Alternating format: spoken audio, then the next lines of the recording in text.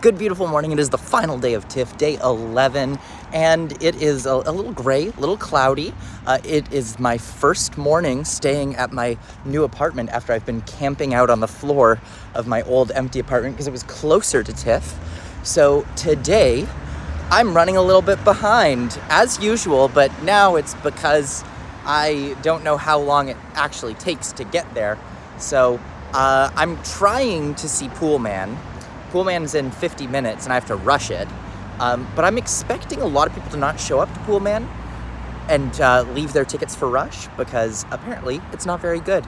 So if that's the case and there are a lot of empty seats in there, I'll probably get in with like 20 minutes in the Rush line. Anyways, that should be a lot of fun. And the People's Choice Award is being announced in like 20 minutes at this point. I'm trying to get tickets to a People's Choice Award screening, even though I've probably already seen the film. But I might as well go anyways. It's fun to watch it with that audience. And it would be fun to bring Sierra, who has not seen whatever the People's Choice Award winner will be. So we'll see. I'm very excited, and hopefully I can get a ticket. Last day of doing this, I got here with 5 minutes before Pool Man. I got here 5 minutes before Pool Man, and I still got a ticket. So, have you guys ever seen 30 Rock? Show with Tina Fey. Great show, one of my favorite shows ever made.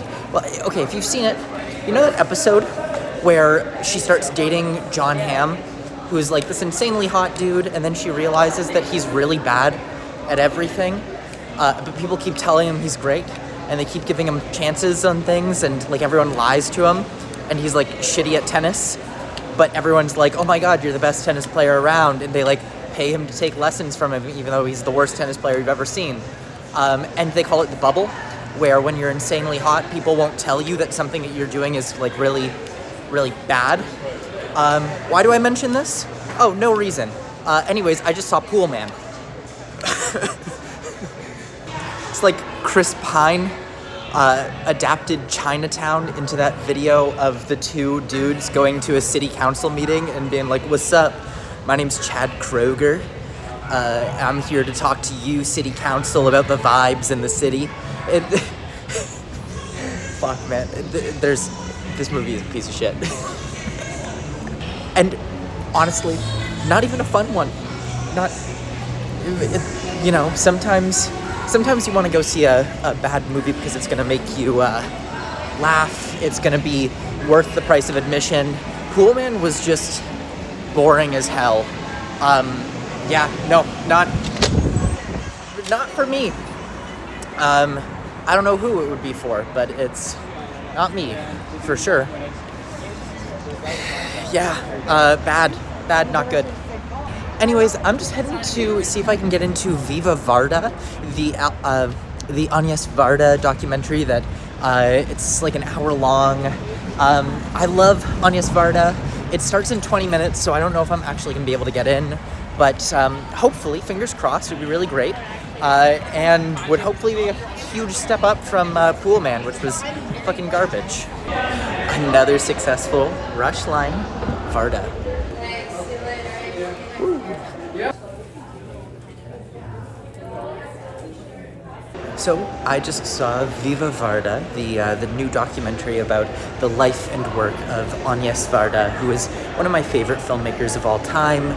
She is someone who is a radical, who is a pioneer in the film world. Every single one of her films is a reinvention of form, of style, of everything.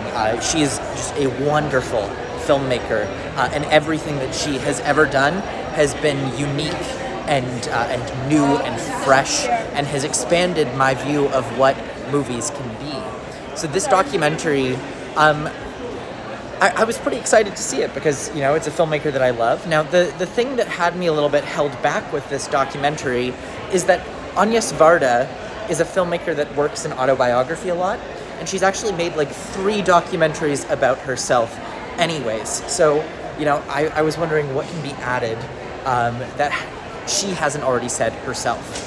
Now, the answer to that is that this documentary basically comes out and says that Agnes Varda was a control freak and a liar, and she liked to present the narrative that she wanted to make and that she wanted to present to the world.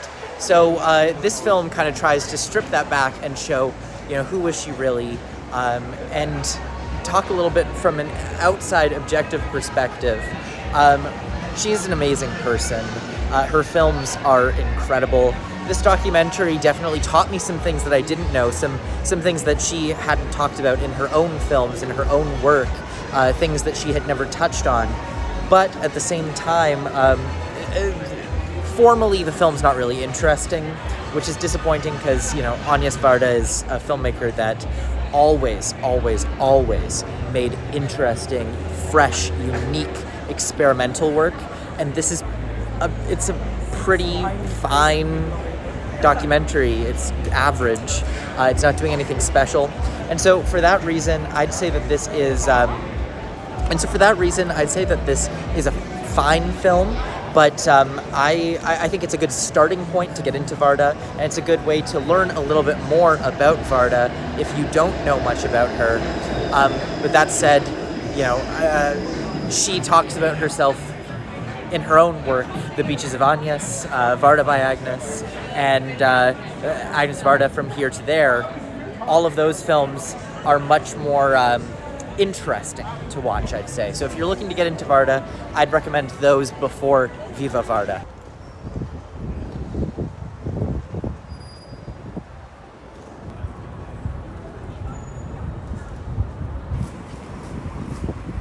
So anyways, what's my plan for the rest of the day? Well, originally I was thinking that I was going to go to Mother Couch and then do Sweet Dreams and the Breaking Ice. But you know what? I'm gonna adjust. I'm looking at the schedule, I'm seeing some things. And even though Quiz Lady comes out very soon, Mother Couch doesn't have very good reviews. Neither does anything else that's playing around the same time, except for Quiz Lady. And so, you know what? I'll just go for something light and cute and charming and screw it, I'm not gonna subject myself to I'm 11 days into this. I've seen 47 movies. I can't push myself to go and watch something that's not gonna be fun. And then later, I'm gonna go and check out one of the ones that the Oscar expert had recommended, which is His Three Daughters, a film that I really didn't have on my radar whatsoever, but I guess it's good. So, I might as well change my plans. Sweet Dreams, I'm still very interested in, but I haven't heard amazing things. So instead, I'll go with one that I have heard very good things about. And I still plan on finishing off with The Breaking Ice. Now, People's Choice has been announced, all of that. So the winner of the main one is American Fiction, which makes a lot of sense. I think it's a great choice. It's one that the press audience that I saw it with, I've never seen a better reaction from a press crowd. People were losing it in that press screening. They were absolutely dying of laughter. And afterwards, I heard just a great response from everyone outside the theater. No one disliked this movie, is how it felt to me. Everyone just seemed to be buzzing about it. On the other side, we also have the documentary winner, Mr. Dress Up, which I'm so happy about. I've seen this film. I know the director and the writer of this documentary, the producer. So it's really, really nice to see them win here. It really is. It's a sweet, beautiful film. And it's so nice to see this story take the top prize. Like I said before, I think I talked about it in my Day Zero video. Mr. Dress Up it's like the Canadian Won't You Be My Neighbor. It's the best way to describe it. It's a lovely film. But it does continue the break between the Oscars documentary category and the Tiff People's Choice Documentary Award. Mr. Dress Up will not be getting an Oscar nomination. It's too Canadian for that. It's a story that won't reach some voters the way it reached audiences here, because audiences here, a lot of them grew up with Mr. Dress Up, but I'm sure a lot of you out there watching this video have no idea who that is. And I think you need a little bit of that connection to this character, this person, to truly, I feel like anyone can resonate with the film, but to be excited for it, I guess. And I think there's an element of excitement that needs to happen to get into the Oscar conversation. So yeah, I think it's another one kind of like Black Ice last year, where that won the documentary award and then never really entered the Oscar conversation as a Canadian film, which was very Canadian. This one is too. And then Dix the Musical won the Midnight Madness Award, which is fine. I can see why it would. It's a fun movie. It's not one of my favorites, but yeah, whatever. It wasn't a particularly strong year for the Midnight category, but you know, Dix the Musical is not a terrible choice here. It was a fun movie. Kidding, Quiz Lady is all full. So instead, I guess I'll just see Mother Couch. Okay, so I just watched Mother Couch, and I'm mixed on it. There's some things that I really like. It's going for this kind of Charlie Kaufman-esque, Synecdoche, New York style allegorical surrealism. And in doing that, it finds some really cool moments and some interesting ideas, specifically in the way that it uses this furniture store as kind of a way that they weave through their lives. There's some really interesting character moments in there. But the main problem, I think, with the movie is tone. It's tonally all over the place, kind of bouncing back and forth between moods, I guess. I don't know.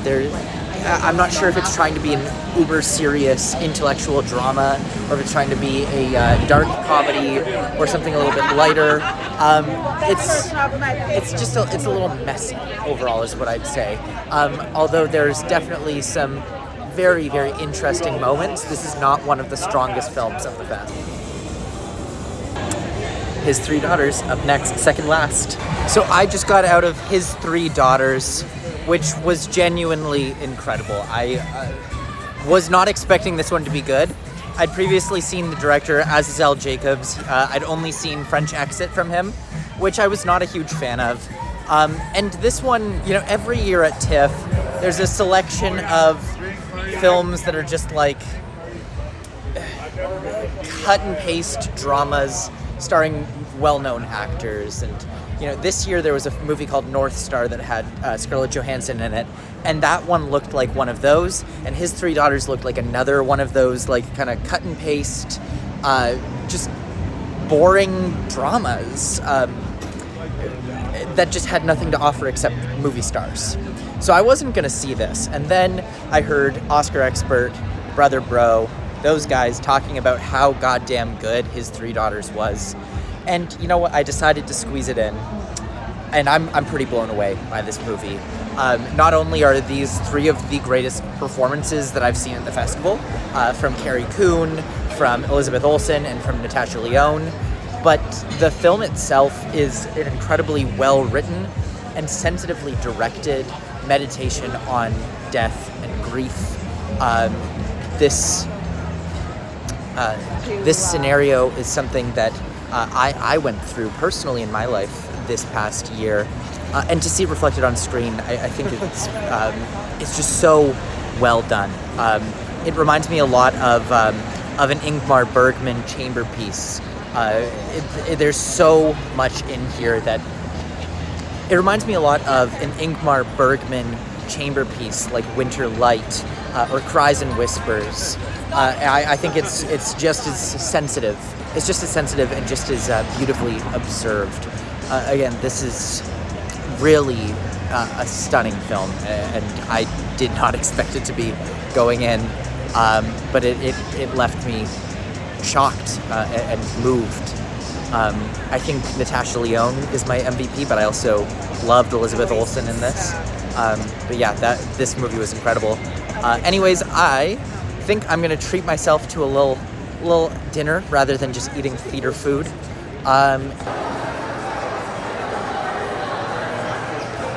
All right, going in for my last movie of the festival. I made it to 50. I don't think I've ever done 50 before, and I did it this year. So 50 movies, 11 days. This is gonna be my last one. I'm seeing Anthony Chen's film, The Breaking Ice. Hopefully I end on a high note, because His Three Daughters would have been such a high note to end on. Hopefully this one's good. So I will talk to you after. My name is Adam Bovalettis. I'm very excited to be here presenting this screening of The Breaking Ice. Till next year.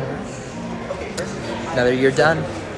I just saw my final movie of TIFF, my 50th movie, The Breaking Ice, directed by Anthony Chen, which this played in the Un Certain Regard category at the Cannes Film Festival this year. And I gotta say, I loved this one. I love a good love triangle movie in the same vein as Francois Truffaut's Jules and Jim. This one was wonderful. It was romantic, it was melancholy, the music was beautiful, the camera work was gorgeous. There was just so much to think about thematically here as well, that just, I'm still piecing together what this film meant, but I know that it hit me. It hit me really hard.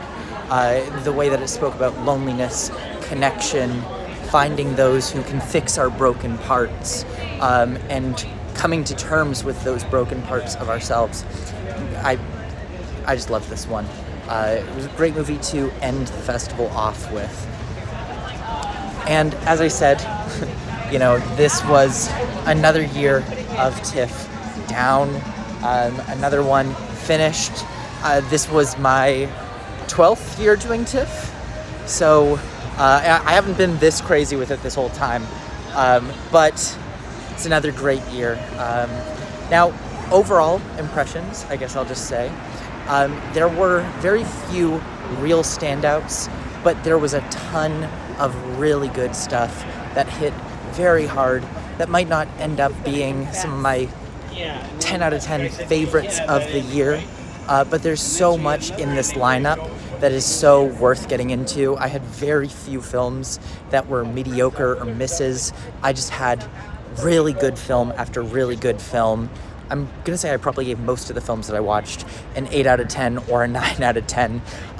Those ratings were being used a lot for me this week. There was so much good stuff there's so much good stuff this year at the festival. So I was very impressed, and yes, while we're missing some of those major standouts, I still think it's really important to get a bunch of very good, really, I don't know if inspirational is the right word, but inspiring films that are making me see cinema a little bit differently, making me think a little bit outside the box. Even some of the more mediocre films are still leaving me feeling inspired, leaving me creatively intrigued and wanting to go out into the world and make some cool shit. So that's always a win. I feel very inspired coming off of this festival this year.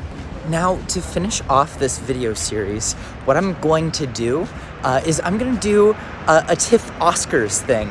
So I watched 50 movies during the festival, but I'd seen 26 before the festival. So what I'm going to do is I'm going to, of the 76 TIFF films that I have seen, I'm going to give my top 5 in every Oscar category. And what Dylan, who's going to be editing this, is going to do, he's going to add a little graphic for each of the categories that just says what my top 5 are.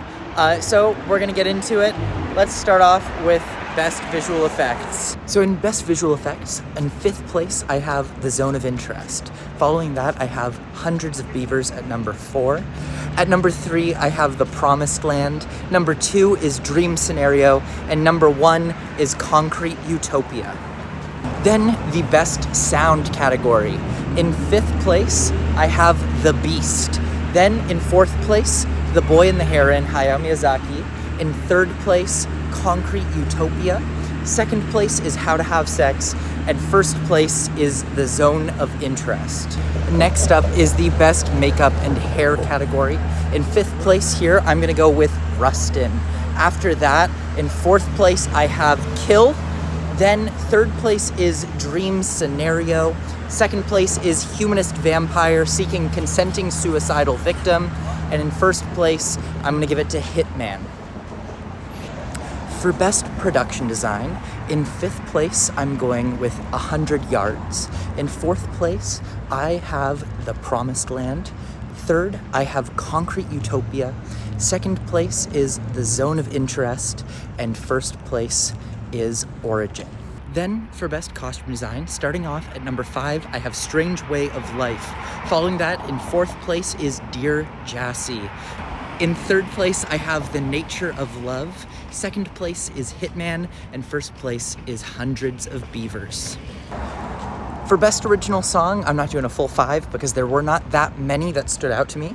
So in third place, I'm going with Road to Freedom from Rustin. Second place is going to be Welcome to LA from Flora and Son. And first place is going to be Out Alpha the Alpha from Dix the Musical. For the Best Original Score category, starting off at number 5, I have Mother Couch. Then following that, at number 4 is Evil Does Not Exist. At 3, The Breaking Ice. At 2, Origin. And at number 1, far and away, The Boy and the Heron. In the Best Documentary Feature category, at number 5, the People's Choice Award winner, Mr. Dress Up, The Magic of Make-Believe. In 4th place, Orlando, My Political Biography. 3rd is Youth Spring. 2nd is Four Daughters. And in 1st place, Pictures of Ghosts. In the animated feature category, I only saw 4 films. These are those films ranked. In 4th place, They Shot the Piano Player. In 3rd place, Robot Dreams. In 2nd place, The Peasants. And in 1st place, The Boy and the Heron. And in the Best International Feature category, at number 5, from China, The Breaking Ice. At number 4, from Canada, The Nature of Love. In 3rd place, from Tunisia, Four Daughters. In 2nd place, from Japan, The Boy and the Heron. And in 1st place, from Brazil, Pictures of Ghosts. For the Best Editing category, now getting into some of the bigger ones, at 5th place, I have Dream Scenario. In 4th place, The Holdovers. In 3rd place, Hitman. 2nd place, Hundreds of Beavers. And in 1st place, Origin. For Best Cinematography, in 5th place, About Dry Grasses. In 4th place, The Settlers. 3rd place, The King Tide. In 2nd place, The Nature of Love, and in 1st place, Origin. In the Best Adapted Screenplay category, at number 5, The Promised Land. At number 4, Last Summer. In 3rd place, Origin. 2nd place, American Fiction, and in 1st place, Hitman. Meanwhile, in the Original Screenplay category, in 5th place, Fingernails. In 4th place, Dream Scenario. In 3rd place, Fair Play. In 2nd place, His Three Daughters. And in 1st place, running away with the prize, The Holdovers. Now into the acting categories. First off, Best Supporting Actress. In 5th place, Nina Hoss from Do Not Expect Too Much from the End of the World. In 4th place, Sakura Ando from Monster. In 3rd place, Eke Bagsi, I hope I pronounced that right, I definitely didn't, from About Dry Grasses. In 2nd place, Adria Arjona from Hitman. And in 1st place, again, running away with the category, Divine Joy Randolph in The Holdovers. In the Best Supporting Actor category, in 5th place, Rhys Ifans from Naiad. In 4th place, John Bernthal from Origin. In 3rd place, Joseph Gordon-Levitt from Flora and Son. In 2nd place, Peter Sarsgaard from Memory. And in 1st place, Dominic Sessa from The Holdovers. In the Best Leading Actress category, at number 5, Jessie Buckley in Fingernails. At number 4, Mia McKenna Bruce from How to Have Sex. At number 3, Natasha Lyonne from His Three Daughters. In 2nd place, Phoebe Dynevor for Fair Play. And in 1st place, Anjanou Ellis-Taylor for Origin. Then in the Best Actor in a Leading Role category, in 5th place, Nicolas Cage for Dream Scenario. In 4th place, Alden Ehrenreich for Fair Play. In 3rd place, Paul Giamatti for The Holdovers. In 2nd place, Jeffrey Wright in American Fiction. And in 1st place, Glenn Powell for Hitman.